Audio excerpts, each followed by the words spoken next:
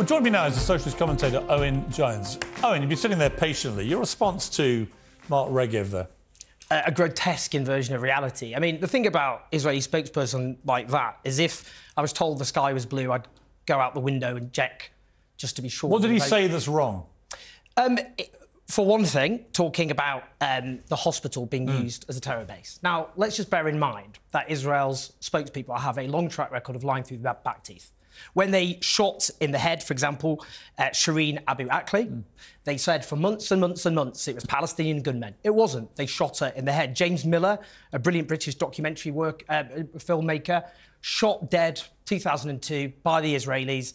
Years later, of course, after they denied it. You wouldn't believe Hamas and their version of events either, would you? Well, that's why I depend on what aid agencies the United Nations are saying on the ground, which is that collective punishment is being unleashed against the Palestinian people. I mean, look, we can see already the evidence they've been unveiling for what they said was a terror hub, including showing CDs and a computer. What they've done to that hospital is, firstly, because they cut off energy in a total siege, which they justified by saying they were fighting human animals, which should be considered genocidal rhetoric, has been condemned as such. Well, it should certainly be condemned, and they should not have the ability, Israel, to cut off water and power and fuel. That is collective punishment. Can we agree?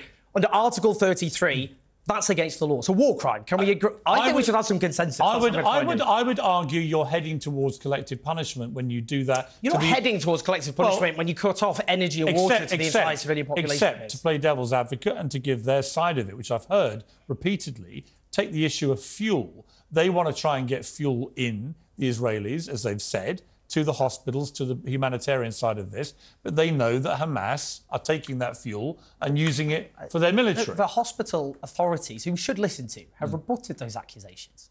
Look, what's happened here is babies right now are gasping for breath and suffocating.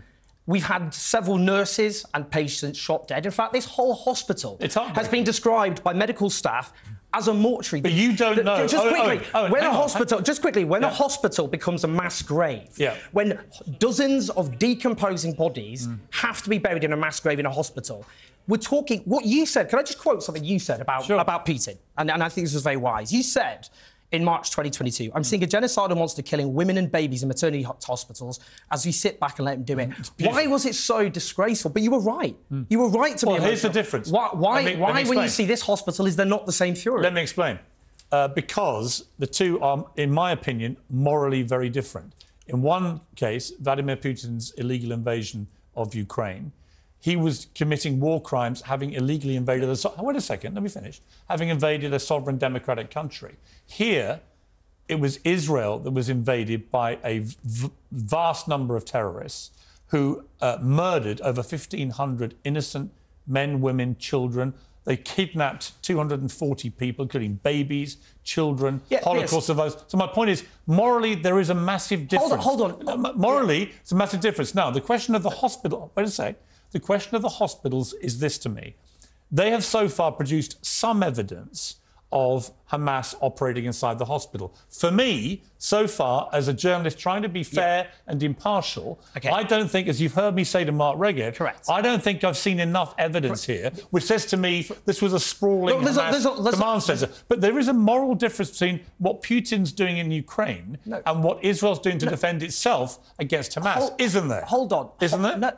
No, absolutely. No, sorry, this is the difference, OK, if you want to talk about that or trying to separate them. For a Ukrainian ordinary civilian being killed, or for an ordinary Palestinian child being killed, both equally awful. None of them did anything wrong. No. We agree on that, don't we? Yes, we do. We absolutely agree on that. Yes, we do. Now, when you repeatedly denounced Putin for his genocidal behaviour in Ukraine, do you stand by that? Do you think that's a genocide? Absolutely. Well, it doesn't matter what the basis for what the operation... Of course it does. No, it does. No, Piers, in terms of what actually is happening, we can talk about the massacre, the obscene massacre of 1,000... What Israel's doing is not genocide. Piers. You can't keep saying no. Let's talk about genocide. Let's talk about genocide. Yeah. Why is it? Let me tell you the difference between genocide. Let me put something to you, and you come back at me and tell me if I'm wrong. Hamas, from its charter onwards, and from the spokesman said last week, is dedicated to the eradication of Israel and killing as many Jews as it can possibly kill. That is the purest definition of genocide intent that you will ever see. And they executed it on October the 7th as best they could. Now, what Israel's doing in response, and they've been very firm about this, and the international courts will rule as they... These are very long questions. They're not. I'm answering a point, and I'm putting one to you, right? In my estimation, they are qualitatively different. What Hamas is publicly what it's doing is genocide. What Israel's doing is not genocide. There's a difference between what Israel, you could say both Israel and Hamas have engaged in genocidal and murderous rhetoric. No. And I'll give you an example. Yes, they have. No, you can't. Benjamin Netanyahu. No, I can. Is it uncensored or not? Yes. You can say Let me quote what the Israeli authorities have said. Go on. Benjamin Netanyahu, when he quoted Amalek, the scriptures, what does Amalek say? He quotes Amalek when they attacked the Israelites.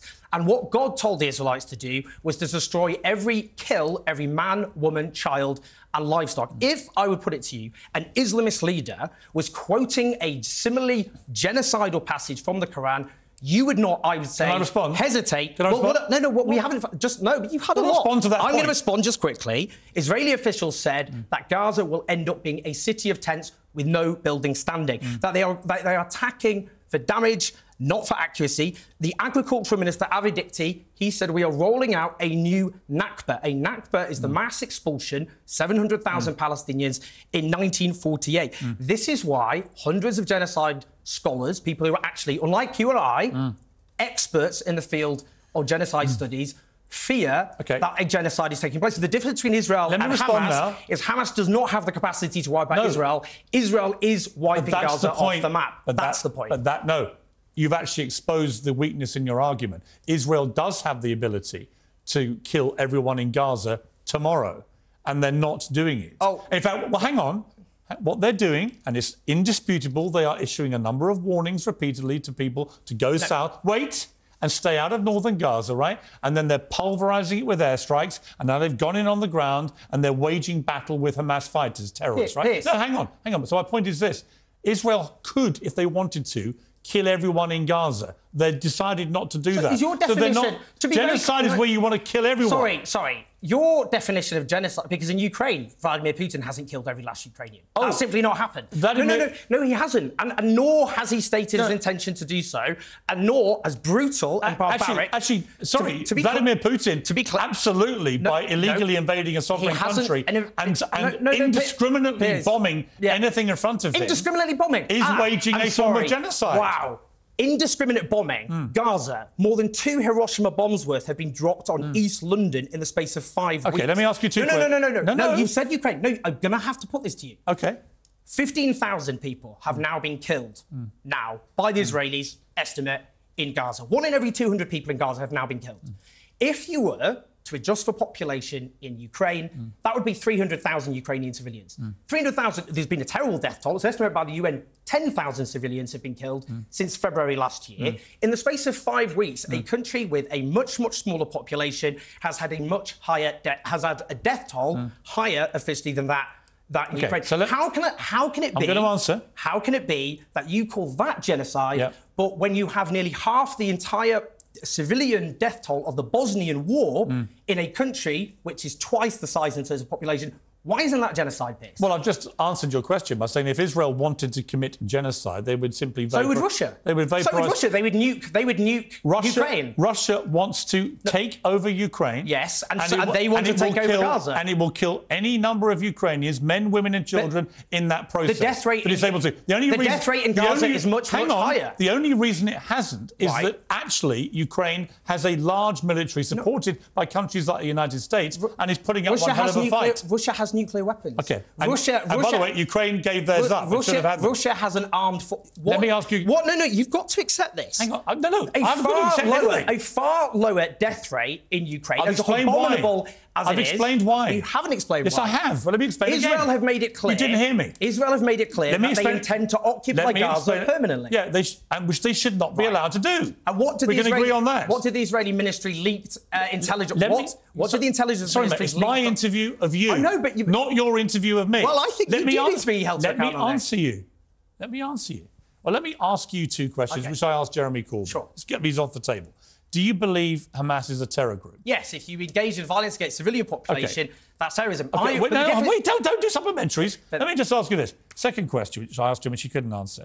Should Hamas remain in power? If I could wave a magic wand, then no, obviously there'd be an independent... No, let me finish. Okay. There'd be an independent Palestine, free of Israeli rule, with a secular democratic movement in power. The difference I agree with you. When you courageously stood against the Iraq war, and you were courageous for doing so, so what was the argument put against you? That you wanted to keep Saddam Hussein in power even though he gassed his own people, the Kurds, and committed genocide, many would argue, that he had invaded his neighbour, and that he had massacred the Shia when they rose up in 1991. Now, your argument against that was that what could happen next would be far, far worse. And you were right. That wasn't my argument. Well, that is the argument. No, did you want to keep Saddam Hussein in power? Don't tell me what my argument was. I know what it was. I was editor of the paper that waged the campaign. Did you want Saddam Hussein to remain in power? I did not believe that they had produced any evidence that Saddam Hussein had weapons of mass destruction. I thought he had nothing to do with 9/11. Therefore, we were waging a completely irrelevant war, which I thought would stir up absolute hell in the Middle East. And you know what? I was right. Yeah. And actually, most of the architects of that war now concede they were wrong. Yeah, they were... It was a horror story from start to finish. But what it did do is spark the rise of ISIS. And what the world did with ISIS was say, this crosses a moral line, we have to get rid of them. And we went after ISIS in places like Iraq and Syria and other countries, and in bombing the hell out of ISIS, a lot of civilians got killed. You just skipped a lot of very important history. Wait a minute. No, that's not what happened. Well, that is what happened. No, that's not what happened. One of the consequences of the Iraq war was that ISIS became a very powerful, for a short period of time, global terror force committing atrocity. Can I just correct your version of history? But in wiping out ISIS pretty effectively, we also killed a lot of civilians. No, what actually happened... What's the moral difference between that and what Israel's doing in Gaza? You just revised history. We were told that Al-Qaeda was perhaps in league with Saddam Hussein. That was one of the justifications of invading. What actually happened after the invasion was that it became a playground for Al-Qaeda, who you've missed out, I've noticed. No. And what happened... We know about Al-Qaeda. I'm talking about ISIS. What happened, for example, is Fallujah, the city of Fallujah in Iraq. The Americans went in and they massacred people protesting against their rule, and many of those Sunni populations ended up driven into the arms of Al-Qaeda. A brutal counterinsurgency program then resulting in mass slaughter of innocent Sunni civilians, and from that fury and anger, something even worse than Al-Qaeda emerged. Just as... ISIS? Yes. So you agree with that was... No, I'm saying that's exactly what we're seeing today. I didn't give every detail of the journey. No. I just said, out of the Iraq war... You've misunderstood. Right. They engaged in a brutal counterinsurgency... No, I know the story. ...offensive against Al-Qaeda, and that caused something worse to emerge. Just as in Afghanistan... I know. Just as Afghanistan, we had 2 decades of occupation. Listen, we're running out of time. 2 decades of occupation, and the Taliban emerged stronger than ever. The same applies to both what happened in Iraq and Afghanistan. It seems to me... Because if you brutalise a population, stop talking, Owen. You will turn them into terrorists. Stop talking. Or extremists. Drive them into their arms. You make a lot of good points. I agree with a lot of things you say, right? Always have done, actually. I find the way you say them, as you do with me, quite annoying. But that's fine. You're allowed to, and we're uncensored. Come back. I want to end, if I can, with some kind of... Look, we've agreed Hamas is a terror group. We've agreed they have to go. How do we actually get peace here? Well, firstly, we have to deal with the underlying causes of what's driven the Palestinian people, in the case of Gaza, into the hands of Hamas, which is, starting in 1948, the ethnic cleansing of the Palestinian population in the Nakba, with 700,000 driven from their homes, murderously, I might add. Then... And hundreds of thousands of Jews were driven from their homes before not that. in Palestine. Well, they were driven away from Arab countries. Hold on. They were driven away from Arab countries. Yeah, from Palestine. Jonathan Friedland wrote a very good piece about this, saying, you know what, if you go into history, there's just cause on both sides. The Palestinians were driven from their homes, 700,000 of them.